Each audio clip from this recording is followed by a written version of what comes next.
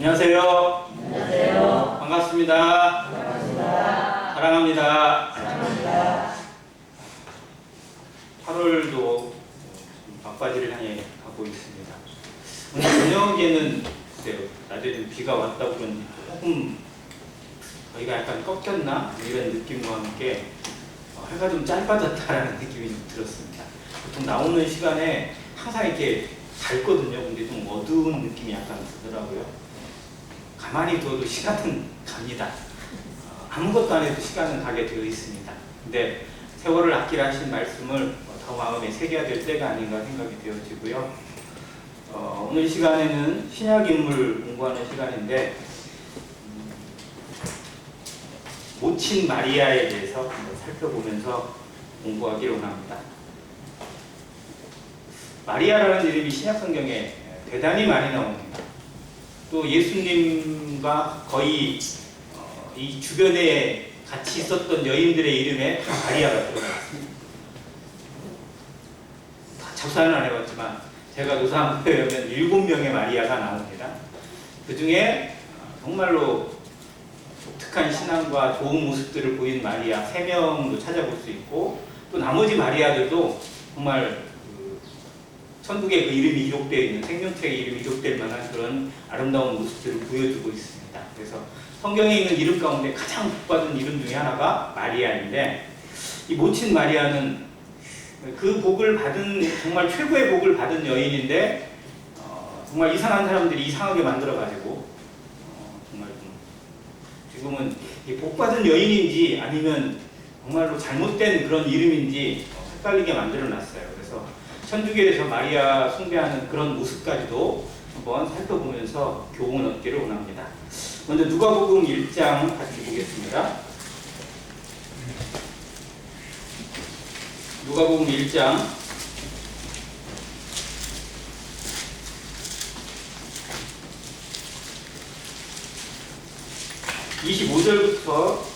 26절부터 38절까지 마리아에게 나타난 말씀이 기록되어 있는데 중간중간 살펴보기를 원합니다.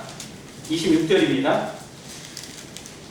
6째 달에 천사 가브리엘이 하나님의 보내심을 받아 갈릴리 나사렛이라는 동네에 가서 다윗의 자손 요셉이라 하는 사람과 약혼한 처녀에게 이르니 그 처녀의 이름은 마리아라. 같이 읽습니다. 시작. 그에게 들어가 이르되 은혜를 받은 자여 평안할지어다. 주께서 너와 함께 하시도다.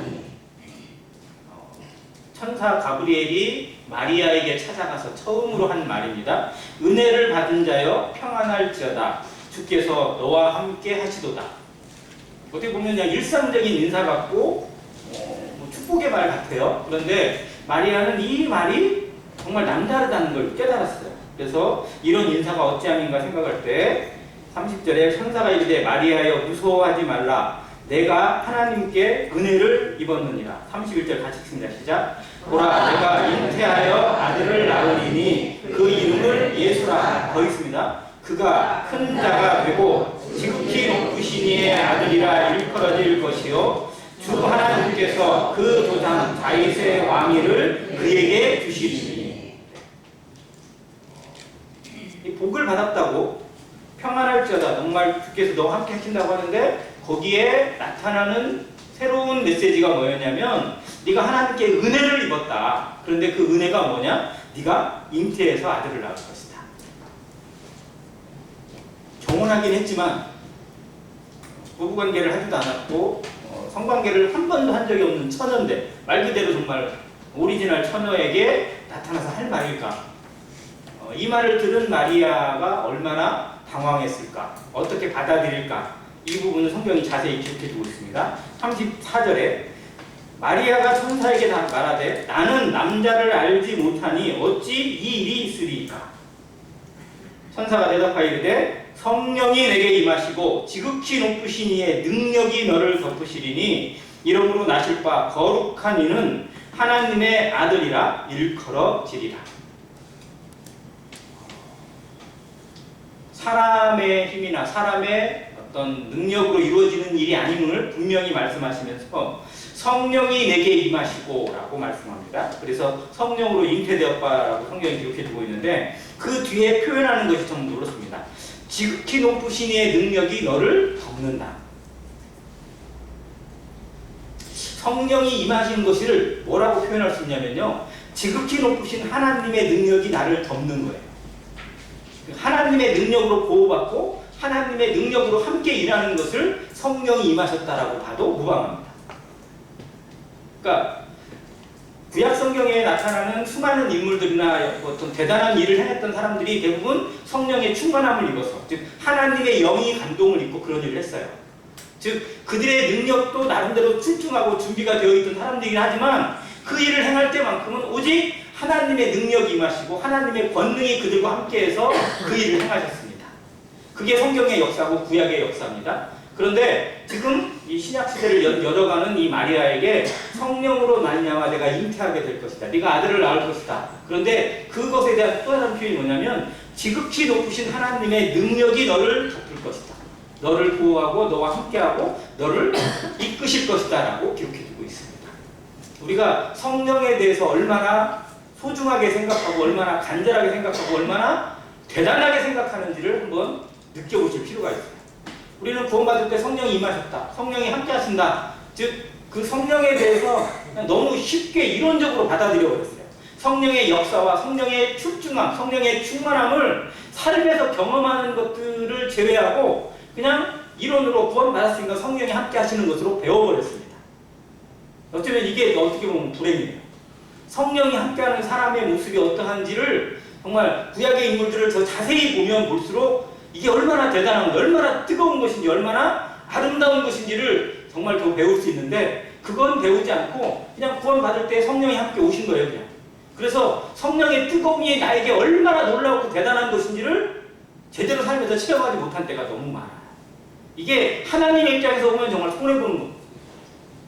그 놀라운 것들을 부어주셨는데 그 능력이 함께 덮고 있는데 그 능력이 하나님의 능력이 늘 평생 동안 함께 하는데도 그걸 전혀 누리지 못하고 있고 체감하지 못하고 있고 실현하지 못하고 있다면 이건 정말 잘못된 투자한 거잖아요. 밑 빠진 벽에 물 붓기도 이보다 더 심하지 않아요? 근데 우리가 정말 성령을 그러한 모습으로 소멸시키고 근심시키고 있는 것은 아닌지 정말 이 성령에 대해서 다시 한번 생각하는 기회가 되었으면 정말 좋겠습니다. 성령이 우리가 함께 하신다는 것이 얼마나 하나님의 능력이, 하나님의 그 영역이 그 천국에 속한, 하늘에 속한 모든 것들을 내 삶에다 부어넣으시고 이 속에서 이루어지기를 바라시는 하나님의 마음이 과연 나에게는 어떻게 읽혀지고 있는지 한번 생각하게 됩니다. 마리아가 이걸 들었어요. 마리아가 이 이야기를 듣고 성령이 내게 잉태되어서 성령으로 말미암아 내가 남자관계를 하지 않았지만 아들을 낳게 된다? 이거를 그냥 고개 끄덕이고 네 그러면 그러죠? 이렇게 받아들일 수 있어요? 지금까지 지구상에서 한 번도 일어나지 않은 일인데 역사를 다 뒤집는 일이고 있어서는 안 되는 일이 일어난 건데 자 지금도 예를 들어서 정말 결혼은 생각도 못하는 애가 갑자기 막 어디서 놀다가 이제 그랬는지 어떻게 모르겠지만 아무튼 임신을 해가지고 혼자 아기를 낳는 여고생이나 여중생들 가끔 뉴스에 나옵니다. 어떻게든 또 그런 애들 나와서 또 키우는 그런 여자애들도 있어요. 그래서 뭐 미혼모라고 얘기하기도 하고 뭐 그런 경우를 또 TV에서 또 막 보여주기도 하더라고요. 사회가 정말 그런 모습까지 흘러가 있는데 그런 지금은 어떻게 보면 사회가 조금 더 개방적이 되어서 그런 일이 일어나도 부모도 그냥 그러려니 하고 받아주기도 하고 이게 뭐 숙명이려니 운명이려니 하고 키우는 그런 부모도 있지만 이때 당시에는 어떻게 돼요? 정혼한 여자가 남자 입장에서는 한 번도 부부관계를 한 적이 없는데 갑자기 아들을 낳았다? 그럼 어떻게 돼요? 이 여자는 어떻게 돼요? 무명한 여인이잖아요. 가늠한 여인인 거잖아요. 실상. 그러니까 돌에 맞아 죽어야 되고 남자가 쫓아내야 되고 뭐 아무튼 절대 이 집안은 정말 풍기박산 나야 돼요. 그 인생이 끝나는 겁니다. 그런데 그걸 아멘하고 받아들일 수 있냐고요? 모든 상식을 초월하고 모든 환경을 초월하는 믿음이 여기서 발동되어야만 해요. 그래서 마리아는 정말 하나님이 특별한 부르심과 택하심을 입은 여인이 분명합니다. 아무에게나 이렇게 하나님이 조건을 걸거나 이러한 일을 허락하지 않으세요. 주여 나에게도 마리아 같은 믿음을 주셔서 내가 정말 아무것도 안 했지만 그런 일이 일어나게 해주시라고 기도할 수 있는 자매님들 계세요? 결혼하지 않은 자매에게 이런 것이 만약에 일어난다면 정말 주여 나에게는 제발 이렇게 하지 않겠어요? 만약 우리의 딸에게 이런 일이 일어난다면 아버지의 입장에서 아멘 하고 받아들일 수 있겠어요? 제발 내 딸은 그냥 평범하게 자라게 해주세요. 이렇게 하지 않겠어요? 근데 마리아가 이 이야기를 들었을 때 어떤 반응을 보였느냐? 그것이 성경의 위대함입니다. 38절 같이 읽습니다. 시작. 마리아가 이르되 주의 여종이오니 말씀대로 내게 이루어지이다 하매 천사가 떠나가니라. 예전 개역 한글 성경에서는 주의 계집종이오니라고 기록했습니다. 저는 그 표현이 더 와닿더라고요. 주의 계집종이오니. 나는 누구예요? 하나님 앞에 그냥 종이에요.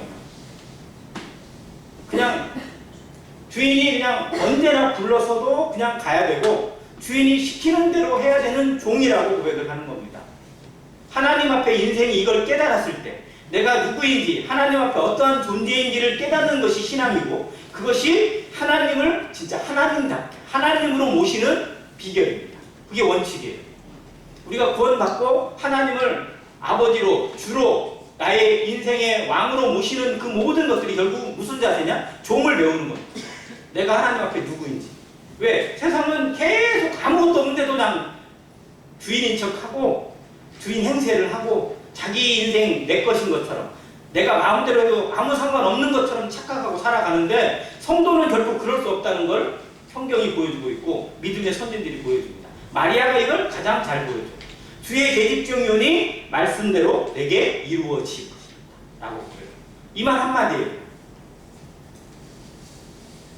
과연 우리는 내가 예상하지 못하는 상황, 내가 받아들일 수 없는 상황이 처해졌을 때 주의 종이오니 주의 뜻대로 이루어지이다라고 고백할 수 있을까요? 그게 쉬운가요? 내가 받아들이고 예측이 가능한 상황에서는 이 말이 쉽게 나올 수 있어요. 이렇게 배울 수 있어요. 그런데 우리의 현실은 내가 예상하고 내가 예측하는 것이 아니라 전혀 정반대의 일들이 수시로 터집니다.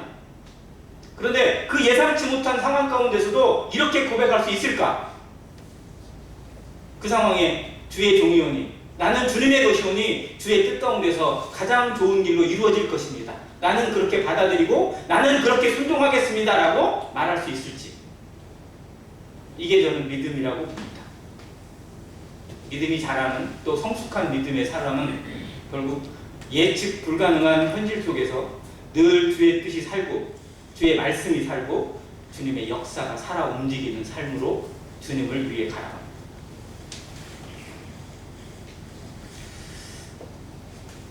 자, 마리아가 이렇게 해서 잉태를 했습니다. 그리고 그와 거의 비슷한 경험을 한 엘리사벳을 찾아가요. 이 일이 끝나자마자. 왜? 엘리사벳을 알려줬거든요. 6개월 먼저 엘리사벳이 임신을 했으니까. 그때 엘리사벳을 만나게 될 때 이미 그의 집 문에 도달하기도 전에 엘리사벳이 벌써 느껴요. 그리고 막 몸에 있는 아기가 막 벌써 놀고 있는 것을 느끼게 되고 그걸 같이 이 두 여인이 하나는 늙어서 임신하고 하나는 남자를 알지 못한 가운데 임신한 두 여인이 한 집에서 주를 찬양하면서 감사하면서 자신에게 일어난 일 그리고 이것이 하나님의 위대한 역사와 아름다운 발걸음 그리고 새로운 역사를 창조하는 하나님의 그 시작이 되는 것을 두 여인이 찬양을 드려요. 그게 누가복음에 자세히 기록되어 있습니다. 자, 그걸 경험하고 나니까 마리아가 더욱 확신이 돼요. 엘리사벳을 만나고 나서 더욱 확신이 되죠. 그래서 찬양시를 드립니다. 여인이 드린 찬양시 가운데 가장 아름다운 찬양시로 저는 마리아의 찬양을 꼽습니다. 46절부터 55절까지 이 시가 기록되어 있습니다. 정말 내게 예상하지 못한 일, 내가 정말 어떻게 보면 있을 수 없는 일이 일어났을 때 이런 시를, 이러한 감사를, 이러한 예배를 드릴 수 있는 것이 성도의 특권이고 또 성령이 함께 하시는 능력이라고 생각이 되어집니다. 성경에 여러 찬양시들이 있어요. 그 중에서도 여인들이 드린 찬양시가 몇 군데 있습니다. 가장 처음으로 나오는 여인의 찬양시가 미리암이 드린 찬양시거든요. 홍해바다를 건넌 이후에. 근데 거기는 아주 짧게만 나와 있어요. 근데 공교롭게도 마리아의 히브리 이름이 미리암이에요. 미리암과 마리아는 같은 이름입니다. 그 이름이 사랑받는이라는 뜻이에요. 정말 좋은 이름인 것 같아요. 이 두 여인을 통해서 하나님이 찬양받고 하나님의 이름이 영화롭게 되는 그런 구원의 능력을 보여주고 있습니다. 이것도 하나의 공통점인 것 같아요. 자, 중요한 건 마리아가 그걸 아멘으로 받아들였을 때 성령으로 잉태됐습니다. 그런데 그 뒷일에 대해서 한번 생각해 보세요. 야, 이렇게 되고 나서 나 뒤에 무슨 일이 일어날까? 어떤 일이 벌어질까? 하면 끔찍하잖아요. 그렇잖아요? 우리가 예상치 못한 상황을 맞았을 때 아, 하나님이 이렇게 하시는구나 라고 생각하고 아멘으로 받아들여줘도 뒤에 눈이 깜깜할 때가 있어요. 도대체 이게 어떻게 될까? 그렇잖아요. 이게 예상대로 전혀 흘러가지 않을 일들만 생각해보면 깜깜해요. 다 무너질 것 같고 다 나 죽을 것 같고. 자, 마리아도 얼마든지 그 생각을 할 수 있어요. 자, 정혼한 남편으로 예정되어 있는 요셉이 이 소식을 알게 되었을 때, 깨닫게 되었을 때 과연 나한테 어떻게 할까? 내 집안에 있는 사람들이나 동네 사람들이나 이런 사람들이 과연 어떻게 할까? 나를 아는 사람들이 나에게 뭐라고 얘기할까? 나는 정말 눈 뜨고 다닐 수 있고 낯을 들고 다닐 수 있을까? 이런 생각을 하면 숨어야 돼요. 전혀 드러날 수가 없습니다. 내 생각이 길어지면 길어질수록 하나님이 하시는 일들이 점점 가려지게 되어 있어요. 그런데 마리아는 주의 계집종이오니 주의 종이오니 말씀대로 이루어집니다라고 고백을 한 이후에 그냥 뭐든 맡깁니다. 근데 놀라운 건 하나님이 일하신다는 거예요. 자, 천사 가브리엘이 마리아에게만 나타났어요? 요셉에게는 어떻게 했어요? 요셉에게도 이미 나타났어요. 같이 예방주사를 놓는 거예요. 그래서 요셉에게도 다 얘기를 해놓으세요. 야, 네가 정혼한 여자 마리아가 잉태할 것이다. 근데 그 여자 데려오기를 겁내지 마라. 하나님이 성령으로 잉태 제수를 이렇게 하신 거고 그 이름으로 즉 그 이름을 예수하라. 이는 그가 자기 백성을 어디서? 그 죄에서 건지시잖아. 놀라운 비전을 보여주시고 놀라운 것을 다 말씀해 주셨어요. 그런데 놀라운 건 마리아만 준비된 게 아니라 누구도 요셉도 준비되더라고요. 우리 생각에는 이게 이렇게 되고 이렇게 되면 어떻게 하지? 저건 어떻게 되지? 저건 어떻게 되지? 내 생각으로 머리가 시원해져요? 복잡해져요? 점점 꼬여요. 왜? 하나를 풀면 10가지가 꼬이는 것 같고 막 그게 더 꼬이기 시작하면 진짜 아무리 생각해도 답이 안 나오는 미궁 속에 빠지는 일들이 너무 많아요.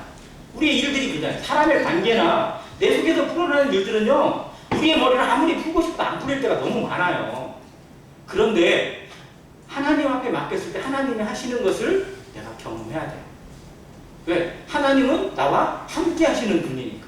우리를 외면하지 않고 끝까지 도우시며 함께 하신다고 약속하신 분이니까 내가 정말 하나님을 제대로 믿고 있는가? 그 고난을 통해서 오히려 더 배우게 하시고 그 고난 속에서 하나님이 함께 하시는 걸 경험하게 하신다는 거예요. 마리아의 삶의 이 부분을 경험하게 하시고 드디어 아기 예수가 태어납니다. 일이 순탄했을까요? 태어난 이후에? 아니에요. 더 힘들었어요. 그런데도 하나님은 늘 피할 길을 주시고 예비하시면서 도우셔서 애국으로 갔다가 돌아오게 하시고 그 가난한 동네 나사렛에서 살게 하는 동안에도 정말 그의 생활 자체가 전혀 평탄하지 않았어요. 사람들이 아마 여러 시선도 있었을 겁니다. 그러나 말씀 한마디만 붙잡고 살아갔던 마리아의 모습을 봅니다. 자, 그리고 그 마리아가 예수님이 장성해서 이제 하나님의 일에 공생애를 시작할 때 거의 제자의 모습으로 예수님을 인정하고 따르는 그런 동역자의 모습이 됩니다. 섬기는 자의 모습이 돼요. 그래서 때로 생각해보면 마리아가 늘 같이 다니지는 않았을 것 같아요. 같이 다니면 아마 제자들의 입장에서 쉽지 않았을 것 같아요. 뭐라고 불러야 되지? 어떻게 해야 되지? 막 이게 헷갈리지 않겠어요? 어떤 의미에서 보면 예수님의 어머니니까 뭐 이게 보면 왕으로 모시는 대왕 내비를 모시는 거라 나름이 없는데 쉽지 않았어요. 그래서 마리아도 늘 함께하거나 이렇게 하는 게 아니라 정말 필요할 때 돕는 모습으로 보이지 않는 가운데 섬기는 모습으로 예수님을 따랐습니다. 그런데 정말 필요한 순간에 있었고 또 예수님이 가장 어려운 가운데 있는 십자가에 달리실 때는 그 앞에 계셨어요. 자, 그러면 예수님을 낳은 이후에 마리아는 과연 어땠을까요? 예수님을 낳고 이 남편 요셉하고 결혼을 했어요, 안 했어요? 했죠. 자녀를 낳았어요, 안 낳았어요? 몇 명을 낳았어요? 많이 낳았어요. 예수님 외에 남동생이 몇 명? 4명. 성경이 그 이름을 다 기록을 해놨어요. 마태복음 13장 55절에 이름을 다 기록해서 순서대로 야고보, 요셉, 시몬, 유다. 이 이름 4명을 다 기록을 해놨어요. 동네 사람들이 예수님이 와서 막 예언의 말씀을 전하고 구약의 말씀을 풀고 복음을 전하고 그러니까 야, 공부도 안 하고 시커먼이 뭐 이렇게 말을 잘한대? 야, 제 아버지는 목 쓰고 그 어머니는 마리아고 그 형제들은 이런 사람이고 그 누이들은 또 우리한테 시집 와가지고 이렇게 있고 다 뻔히 아는데 쟤 뭐지? 막 이러면서 안 받아들이 고향에서 선지자가 인정받지 못하는 모습을 성경이 굳이 기록을 해놨더라고요. 그 이름까지. 이게 대단히 중요해요. 왜? 하나님은 어떻게 보면 그것으로 인해서 생길 만한 문제들도 미리 아셨기 때문에 이걸 기록을 해놓으신 거예요. 그럼에도 문제가 생겨 안 생겨요? 그래도 생기더라고요. 예방주사를 놨는데도 생기고 철저히 입단속을 했는데도 문제가 생겨요. 사람은 문제 덩어리거든요. 문제를 일으키는 게 많아요. 문제를 이게 해결하는 게 많아요. 사람들이 하는 것들 어때요? 문제를 해결한다 놓고 더 일을 벌려. 안 그래요? 사람들이 뭔가를 만듭니다. 개발을 해요. 발명을 하고 뭘 필요해서 만들어요. 근데 만들어 놓으면 편해져야 되고 더 좋아져야 되고 문제가 해결돼야 되잖아요. 그런데 하나를 만들잖아요. 그러면 없던 문제 2개가 생겨요. 이게 과학자들이 계속 연구해 놓은 결론이에요. 하나를 만들었는데 하나를 발명을 했는데 없던 문제 2개가 그것 때문에 튀어나와요. 그래서 그 문제를 해결해야 돼요. 그러니까 2 문제를 막 열심히 막 다른 사람들이 막 뛰어들어가지고 또 해결을 했어요. 그러면 모든 문제가 끝나요? 아니에요. 거기서 또 2개씩 문제가 또 생겨요. 그래서 문제가 이제 4개가 있어요. 그러니까 막 일이 점점 복잡해지고 더 다양해져요. 그러다 보니까 나중에는 문제를 계속 일으켜가지고 끝없는 소용돌이 속에 갇혀요. 그게 지금 세상이에요. 한번 단순하게 생각해 볼게요. 조선시대 때보다 지금 몇 배 빨라졌어요? 조선시대 때 우리 조상들보다 지금 우리는 어느 정도 빨라졌어요? 네, 계산도 안 될 만큼 빨라졌어요. 엄청나게 빨라졌어요. 그러니까 조선시대 때 상소문을 저 밑에 전라남도에서 왕한테 상소문을 올려야 돼요. 그럼 제일 빨리 올리는 방법이 뭘까요? 네, 타발말을 타고 열심히 달려요. 그러면 이 말은 충분한 사람하고 달려야 돼요. 가다 보면 도저히 말도 안 되는 때가 있어요. 그럼 또 다른 말 바꿔치고. 그래서 가는 곳마다 그 역마들이 있었고 그 하기 위해서 마패가 그래서 있었던 거예요. 어떻게 보면. 아무튼 그렇게 해서 전달을 하면 2시간 만에 전달할 수 있어요? 전라남도 광주에서 서울에 있는 왕한테까지 전달하는 게 얼마나 걸릴까요? 아무리 말이 빨리 달려도 한 2, 3일은 걸릴 것 같아요. 근데 지금은 광주에서 서울에 뭐 보내려면 얼마 걸려요? 1초면 돼요. 1초. 1초도 안 걸릴 것 같아요. 지금의 이 최신 핸드폰으로 딱 누르면 그냥 진짜 0.5초 만에 가는 것 같고 그것도 느리다고 막 핸드폰 바꿔달라고. 왜? 딱 눌렀는데 딱 바뀌어야 되는데 막 좀 더디어. 그러면 자기만 뒤처지는 것 같아서 애들이 맨날 핸드폰 최신 방법만 바꿔달라고. 지금 그런 시대예요. 그런데 그렇게 빨라지고 그렇게 편해졌는데 그때보다 행복하냐? 이렇게 물어보면 할 말이 없어요. 그때보다 여유가 생겼어요? 아니요. 더 바빠졌고 더 정신이 없어요. 더 스트레스 받고요. 더 힘들어졌어요. 오히려. 사람이 추구하고 있는 것이 무한정 좋은 게 아니라 오히려 더 문제를 만들어내는 일이 너무 많아요.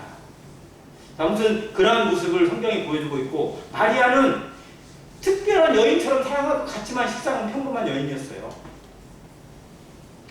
아들 넷 낳고 예수님 외에 또 딸들도 낳았어요. 그러면 진짜로 어떻게 보면 뭐 따져보면 우리 할머니들이 낳았던 애들 수준이랑 거의 비슷하고 그렇게 해서 그 남편도 또 일찍 죽은 것 같고 그러니 과부로서 지내면서 예수님 따르고 그러니 그의 인생 자체가 고난덩어리였고 그런 모습이었을 거예요. 평범한 여인으로 살다가 어떻게 보면 죽었어요.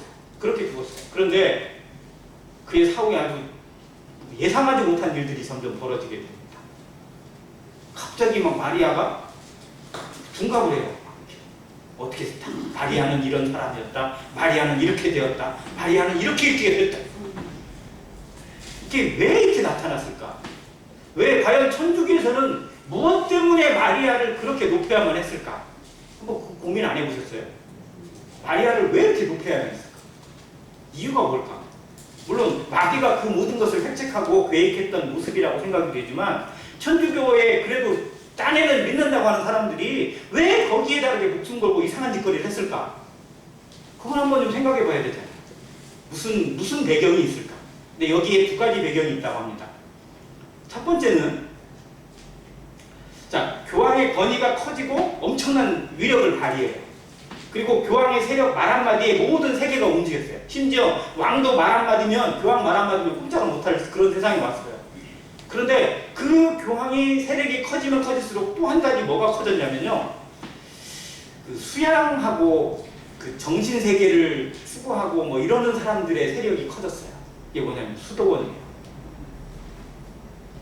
그러니까 교황의 세력을 뒷받침하는 세력 중에 하나가 뭐냐면 막 정치적으로 키우는 게 아니라 조용히 수양하면서 뭐 책도 제필하고 뭐 또 하고 뭐 이러는 사람들.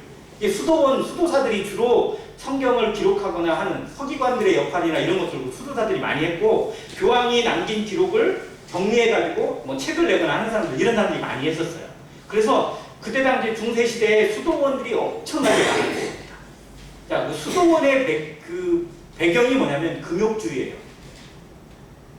그러니까 수도원에 들어가는 사람들은 세상과 단절을 해야 안 해요? 단절을 해요. 마치 우리나라에서 머리 깎고 중 되는 사람 거의 비슷하잖아요. 뭐를 안 해요? 결혼을 안 해요. 야, 근데 남자만 그래요? 아, 여자들은 또 뭐가 돼요? 수녀가 돼요. 수녀들은 평생 결혼을 해요, 안 해요? 안 해요. 남자 관계를 해요, 안 해요? 안 해요. 근데 실제 했을까, 안 했을까? 모르죠, 그건. 자, 근데 이들이 그런 생활을 하려면 뭔가 모델이 있어야 돼요. 그러니까 너희들은 이렇게 살아라, 이렇게 사는 것이 하나님을 위한 것이다 라는 걸로 얘기하려면 아니, 성경 속에 그렇게 산 사람이 좀 나와야 돼요. 근데 그게 정말 복받은 사람이고 그게 대단한 사람이어야 돼. 근데 성경에 있는 여인들을 아무리 찾아보고 사람을 찾아봐도 결혼 안 하고 뭐 혼자 지내면서 하나님만 섬기고 막 그러면서 하나님의 위대한 복을 받고 이런 사람들 찾아보기가 되게 힘들어요. 쉬운 게 아니에요. 왜? 결혼을 누가 제정하셨는데? 하나님이 제정하신 위대한 놀라운 경륜이잖아요. 그러니까 결혼하지 말라고 하는 건 하나님의 말씀하고 정면으로 어울리는 거예요. 그래서 천주교에서 찾아낸 인물이 뭐냐면 마리아예요. 근데 마리아는 기본적으로 생각해보면 당연히 안 맞거든요. 결혼도 했지, 애기도 막 따져보면 한 6, 7명 낳았지. 뭐 그렇게 지냈는데 어떻게 마리아를 거기다 비출 수 있느냐? 거기에 또 한 가지 작업이 뭐였냐면 위경이에요. 위경. 우리가 흔히 정경, 외경, 위경 이 세 가지를 얘기합니다. 정경은 우리 성경이에요. 그러니까 정경화 작업을 통해서 우리가 성경을 이렇게 읽고 있어요. 이 작업이 정말 어려운 작업이었어요. 과연 이 말씀이 정경이냐 아니냐 놓고 막 공의에서 엄청나게 싸우고 막 그래서 정경에 들어갈 뻔 하다가 안 들어가는 책들 그게 주로 외경에 있어요. 그래서 외경은 정경 속에는 넣을 수 없지만 정경의 주제와 약간 다르지만 그러나 어떤 그런 기록적인 면에서 가치가 있는 책 이게 외경이고요. 위경이라는 것은 완전히 빗나간 책이에요.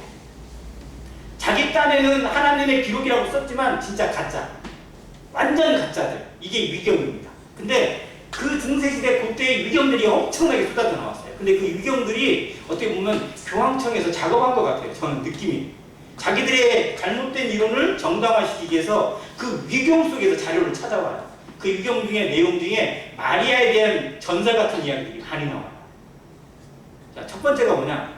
마리아가 죽었다가 부활했다. 죽었다 부활했대요. 또 두 번째, 마리아가 승천했다. 누가 데려가셔서? 하나님이 데려가서. 누구와 같아요? 죽었다가 부활하고 승천했다. 누구예요? 예수님이에요. 근데 예수님을 낳은 모친이기 때문에 하나님께서 마리아에게 예수님과 같은 권위를 부여하셨다. 이렇게 설명을 해버리는 거예요. 자, 그런 다음에 더 놀라운 게 뭐냐면 마리아 동정녀론이 나옵니다.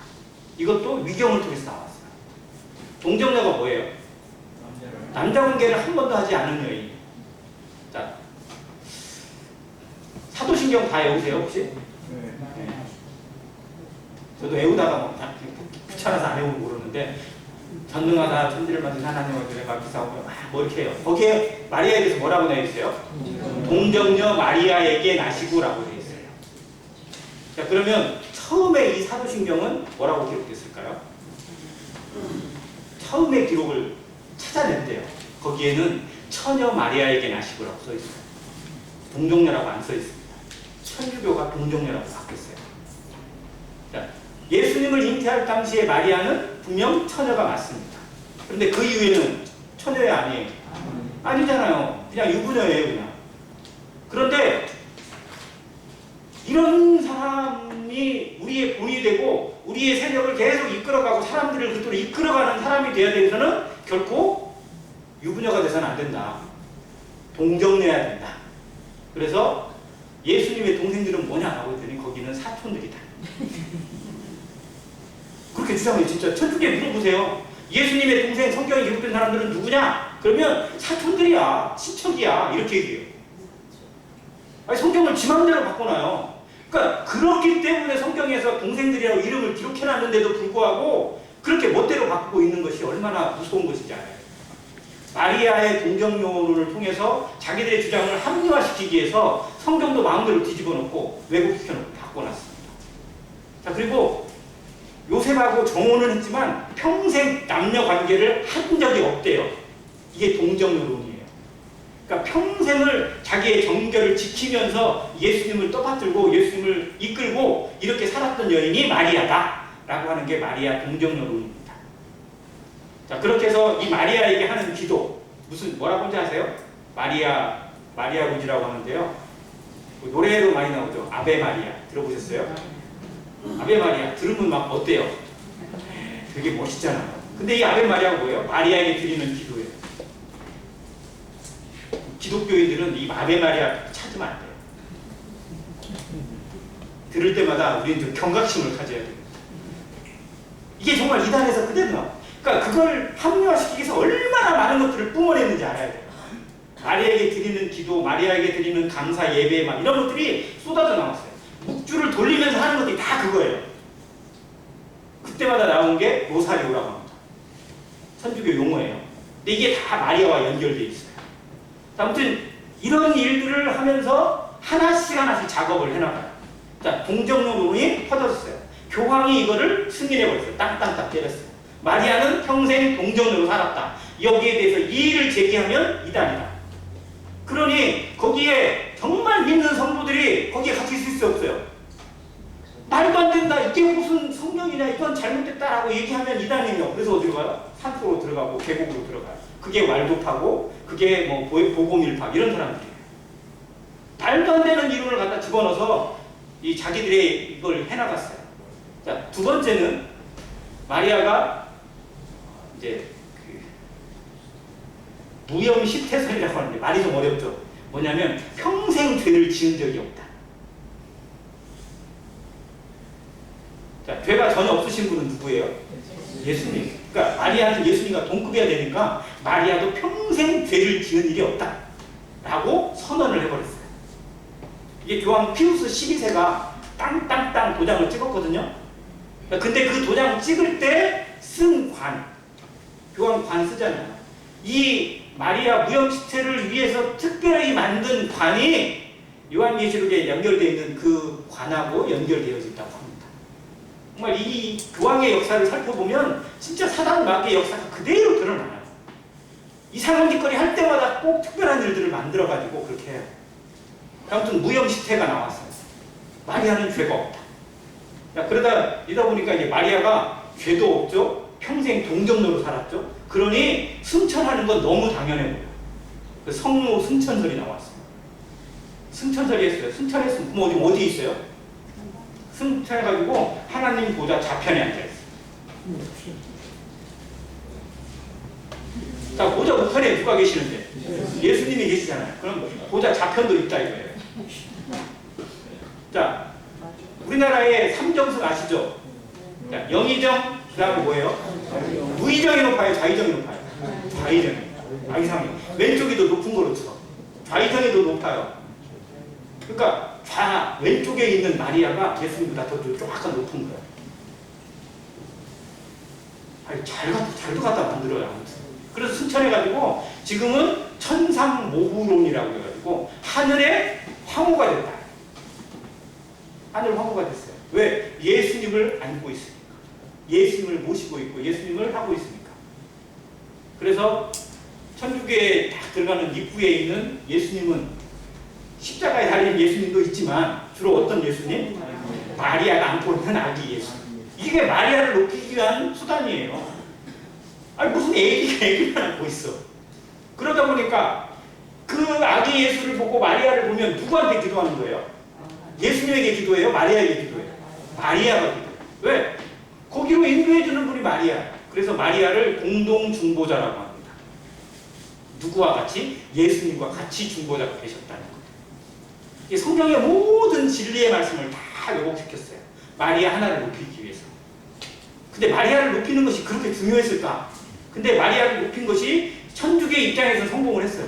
왜? 수많은 여인들이 마리아를 본받아서 내가 뭐 이렇게 해야지 이렇게 해야지 해서 막 그렇게 벌떼같이 일어나서 그렇게 따르고 그렇게 지금도 하고 있잖아요. 그 여인들이 따르고자 하는 게 마리아예요. 그 길을. 그러니까 다 속였기 때문에 그렇게 하고 있어요.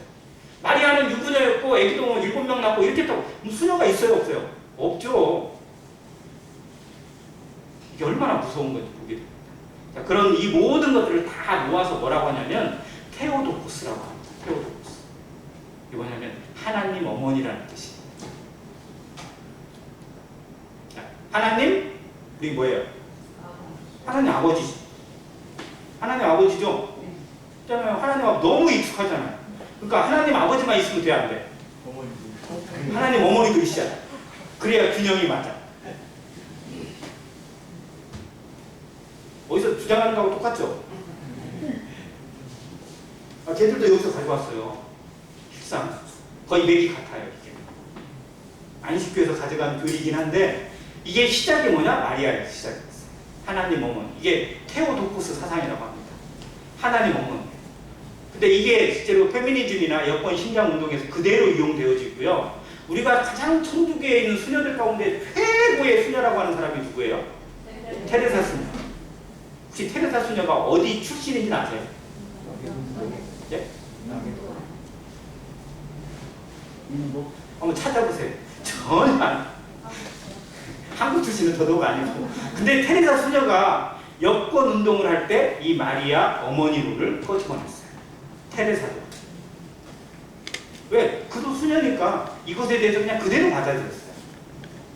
아무튼 그런 모습을 보면 정말 이게 무서운 거예요. 즉 여러 번 반복하잖아요. 여러 번 주입하잖아요. 그럼 그런 줄 알아요. 그 성경을 제대로 모르고 성경을 제대로 살피지 않으면 속아 넘어가게 되어 있어요. 이단에 넘어가는 이유는 성경을 이만큼만 하니까 그러는 거고요. 제대로 모르니까 그러는 거예요. 근데 천주교도 마찬가지예요. 제대로 알면 절대 그럴 수 없는데 정말 그것이 그런 줄 알고 그냥 넘어가다 보니까 문제 삼지 않는 거예요. 지금은 너무 세력이 커져가지고 문제 삼고 싶어도 삼을 수가 없는. 그래서 분명한 이단인데도 이단이라고 말도 못하는 이런 지경이 되어버렸습니다. 이게 사단이 성공자죠. 사단의 성공자. 이 모습을 보면서 성도들이 정말 진리를 알고 있는 성도들이 힘써야 될 게 뭐냐면 말씀에 대해서 더 탐정하는 자세입니다. 성경을 제대로 알고 조금만 알고 겉으로만 아는 게 아니라 더 깊이 있게 알고 분명히 아는 자세가 정말 중요합니다. 이단과 싸우고 정말 잘못된 길로 가고 있는 사람들을 건지고자 하는 마음이 우리 가운데 있다면 그들보다 더 성경을 알고자 하는 마음, 그들보다 더 성경을 연구하는 자세가 필요합니다. 그리고 우리가 가지고 있는 이 신앙에 대해 자부심을 가지고 지켜가는 그런 모습도 정말 중요한 것 같습니다. 마리아에 대해서 살펴보면서 또 공부하면서 정말로 안타까운 마음이 너무 들었어요.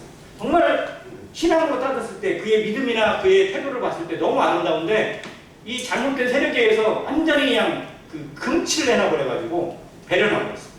근데 이러한 일들이 한두 가지가 아니더라고요. 따져보면. 근데 이러한 일들이 사단이 계속 교회 속에 진리를 왜곡하고 따뜻한 것들을 심어넣어서 복음을 회방하기 위해서 만드는 놀라운 작품들입니다. 우리가 이것을 더 잘 알고 하나님 말씀 앞에 또 복음 앞에 더욱 겸손한 자세로 배워가는 모든 성도 되시기를 간절히 바랍니다. 이상입니다.